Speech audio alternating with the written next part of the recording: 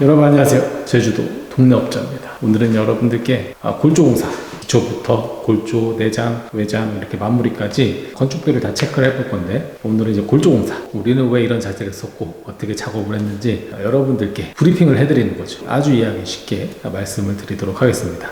토탈 비용은 제가 저번 영상에서 말씀드렸기 때문에 이 토탈 비용을 알려드리고 기초공사비를 알려드렸으니까 토탈 비용이 궁금하시면 전 영상을 보시면 되겠습니다. 일단 골조는 저희가 자재값이 약 4천만원, 그리고 인건비가 3,200만원 그 정도 책정을 했고, 그래서 합치면 뭐 7,200 그 정도 되는 비용입니다. 골조가 어느 부분 자재를 우리가 구매했는지 제가 내역을 말씀드리고 작업할 때 어디에 중점에 맞춰서 했는지 말씀을 드리도록 하겠습니다.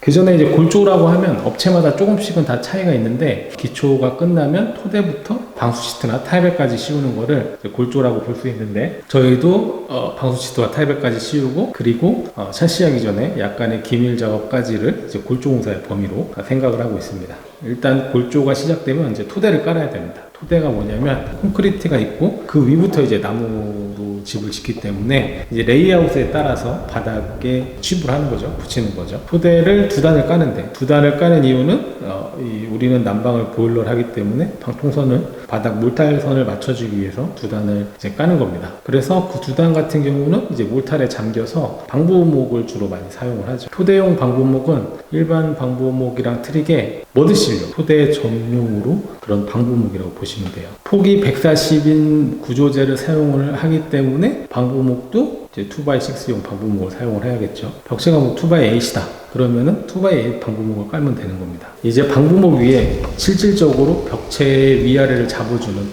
플레이트가 사용이 되는데, 똑같이 이제 2x6 구조목인데 방부목으로 할 필요는 없겠죠. 그래서 일반 구조목을 사용을 하고, 이 집의 매다수에 따라서 밑에 한 단, 위에 한 단, 한 단 더, 총 이 주택의 매다수 곱하기 3을 하면 플레이트에 사용할 수 있는 잘라 써야 되기 때문에 약 10에서 15% 정도 더 추가 구매를 하시면은, 그래서 플레이트 자재를 뽑을 때는 이 집 외벽, 내벽체 길이를 전부 다 합쳐서 곱하기 3, 위에 두 단, 밑에 한 단 깔리기 때문에 그 총 길이를 플레이트 자수에 따라 나누면 됩니다. 내가 집이 좀 작고 구조가 복잡하다 그러면은 16자 말고 12자, 3,600 정도 되는 길이를 쓰는 게 더 효율적이겠죠. 그래서 도면을 보면서 그런 걸 이제 판단을 하시면 좋을 것 같아요. 그래서 플레이트가 약 180개 정도 우리가 구매를 해가지고 사용을 했고, 활용도가 굉장히 좋기 때문에 한 15% 정도 더 추가 구매를 하셔가지고 월을 세울 때나 뭐 브로킹을 쓸 때나 모든 면에 잘 잘라 쓸 수 있기 때문에 좀 이렇게 구매를 넉넉하게 하는 게 좋습니다. 그 다음에 이제 벽체가 있죠. 이렇게 벽체를 쭉 세우듯이 제가 영상에 보여드리면 이게 벽체인데, 이 벽체 같은 경우는 이게 표준월이 이제 저희 시공을 한 겁니다. 표준월이라고 하면 실내 공간이 2440 정도의 공간이 나오는데, 이 벽체 시공에 필요한 이 새끼도 스터드를 뽑는 물량도 굉장히 간단합니다. 이 집의 외벽 길이가 아까 100m라고 가정했을 때, 우리가 스터드의 간격을 보통 16인치 간격을 주기도 하고, 좀 내가 단열재를 더 넣고 싶다면은 다층 같은 경우는 24인치 간격으로 넣어도 상관은 없죠. 하지만 한국 분들은 이게 국제가 많이 안 들어가면 집이 굉장히 약한 줄 알기 때문에 보통 이제 우리나라는 16인치 간격을 많이 하죠. 한 405mm 그 정도 나오기 때문에 이 100m를 0.45로 나누면은 새끼둥이 얼마나 들어가는지 알 수가 있는, 또 이런 코너 있죠. 도면에 보면 코너나 이런 벽과 벽이 만나는데, 이런 데는 나무가 더 들어갑니다. 그래가지고 이런 데는 2장씩 더 들어가는 거를 계산을 해가지고 스터드가 몇 개 들어가는지 뽑으면 됩니다. 창문이 들어가는 부분에 헤더라는 이런 구조체가 어셈블리가 들어가야 되는데, 이게 하는 역할은 뭐냐, 창문에 이제 하중을 얘가 이제 분산을 시켜주는 거죠. 양쪽으로.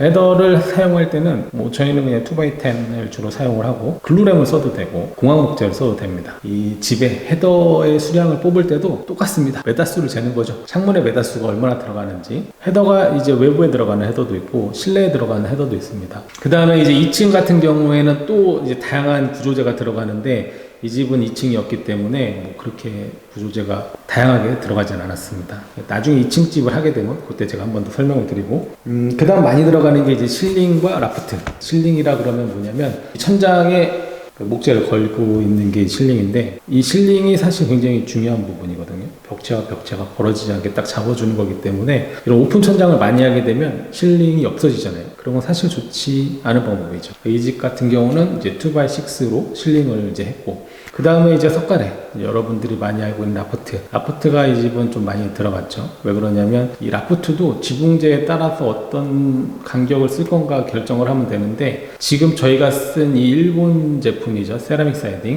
캐뮤 지붕재 같은 경우는 좀 되게 애매해요. 이게 싱글처럼 24인치를 하기도 그렇고 16인치 하기도 그렇고, 그래서 24인치로 하게 되면 사실 꿀렁꿀렁 있는 면도, 지붕이 울렁 있는 면도 있어서 저희는 그냥 16인치 간격으로 다 작업을 했습니다.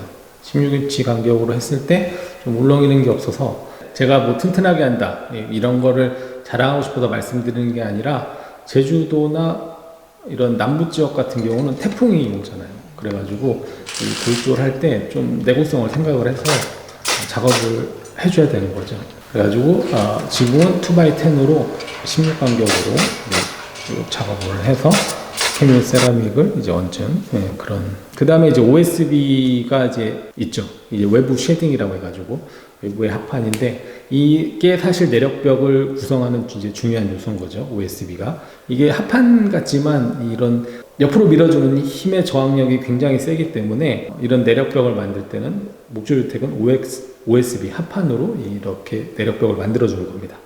이 OSB 합판의 선택이 사실은 굉장히 중요한데, 사실 이거를 이렇게 중요하게 생각하지 않는 경우가 많이 있죠. 보통 세 가지가 있어요. OSB, 그리고 플라이우드, 그 다음에 이제 뭐 집 시스템, 그렇게 세 가지가 있는데, 제가 예전에는 집 시스템에 대해서 좀 너무 과대평가된 것 같다라고 영상을 한번 만들어 드렸고, OSB가 가성비가 좋은, 그러니까 제일 저렴하고 막 써도 되는 그런 자재였는데, 코로나 이후로 OSB 가격이 너무 막 올랐어요. 국내산 플라이우드랑 가격이 별 차이가 없습니다. 그래서 그냥 돈을 조금 더 주고 국내산 플라이우드 쓰는 게 훨씬 나은 거죠. 집 시스템을 사용하면 물론 좋죠. 이게 이제 에어타이티드 그런 이제 기밀 작업들도 같이 되고, 방수 기능도 뭐 약간 있고, 그러니까 방수가 되는 프루핑, 워터 프루핑이 있고, 이거를 좀 지연시켜주는 레지스트가 있는데, 집 시스템은 프루핑은 아니고 이제 레지스트라고 보시면 될 것 같습니다.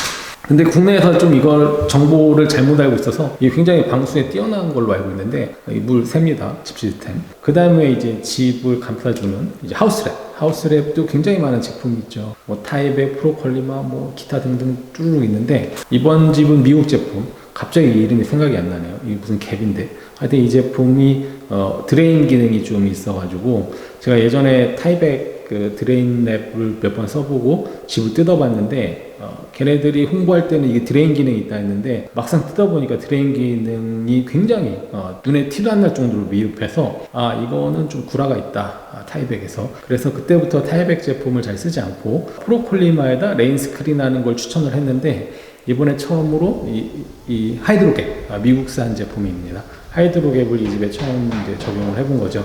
근데 제품을 봤을 때 이 뭐 실리콘처럼 이렇게 오돌도돌하게 있어서, 뭐 타이백 드레인 랩보다는 좀 이 드레인 기능이 좀 있을 것 같습니다. 사실 제가 강력하게 추천드리는 거는 레인 스크린을 꼭 하시는 거를 추천드리고, 그 다음 이제 지붕에 들어가는 시트지, 저희 같은 경우는 자가접착식을 쓰는데, 아무래도 제주도에 태풍이 있으니까 자가접착식을 쓸 수밖에 없는, 일반 시트지랑은 좀 많이 틀린 그런 시트지입니다. 이 자가접착식 방수 시트 같은 경우는 북부 지역, 이제 아이스댐 현상이 날 수 있는 지역, 남부 지역, 태풍이 올 수 있는 지역은 이 자가접착식 방수 시트를 쓰는 게 좋겠죠. 그레이스를. 화장실에도 이거 막 쓰시는 분 봤는데, 사실 뭐 하면 좋겠지만 이게 100% 기능을 물을 막아주지 못합니다. 자가접착식 방수 시트를 화장실에 했을 경우에는 그냥 서브용으로, 저도 쓰긴 쓰지만 서브용으로 쓰는 거지, 이게 메인 방수용으로 쓰진 않습니다. 메인 방수는 다른 걸 이제 해야겠죠. 하여튼 방수 시트는 이렇게 생겼습니다. 많이 두꺼워요. 두껍고 좀 무겁고, 그래가지고 일하기가 굉장히 불편하지만 이걸 함으로써 제가 마음이 좀 편한, 이제 태풍이 왔을 때 바람을 계속 불어주기 때문에 물이 막 뚫고 들어갑니다. 그래서 이런 못자리 이런 데를 좀 조심해야 되고, 제주도는.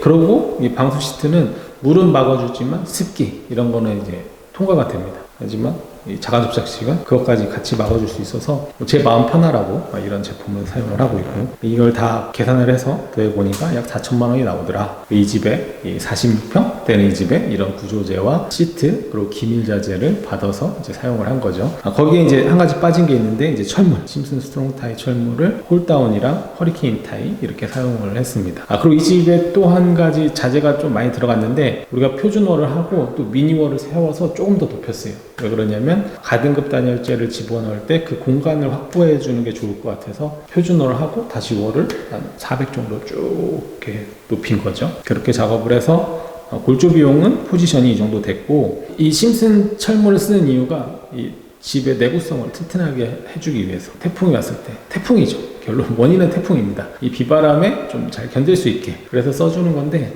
홀다운 같은 경우는 잘못된 정보도 굉장히 많은 것 같아요. 홀다운 할 때는 갭을 좀 해서 위로 좀 올려서 이걸 해야 되는데, 그림만 보고 하면 안 되고 그 매뉴얼에 보면 이 홀다운을 어떻게 사용해야 되는지 자세하게 나와 있습니다. 그래서 이 토대에서 약 18인치 정도, 맥시멈 18인치 정도 이걸 띄워서 에어갭 공간을 줘가지고 홀다운을 시공을 해야 되는 거고, 제가 우리나라에서 이제 뭐 홀다운 시공하는 영상을 좀 봤더니 밑에부터 고정하고 옆에 스터드가 체결해서 홀다운을 박던데, 옆에 먼저 고정하고 밑에를 조여주는, 그게 이제 정상적인 순서인 겁니다. 메인 핵심 요인만 설명을 드리면, 에어갭이 있어야 되고 바닥에서 좀 떠서 시공을 해야 되고, 벽에 먼저 고정을 한 다음에 SDS 스크류를 써서 고정한 다음에 그 다음 밑에랑 이제 체결을 해주는 겁니다.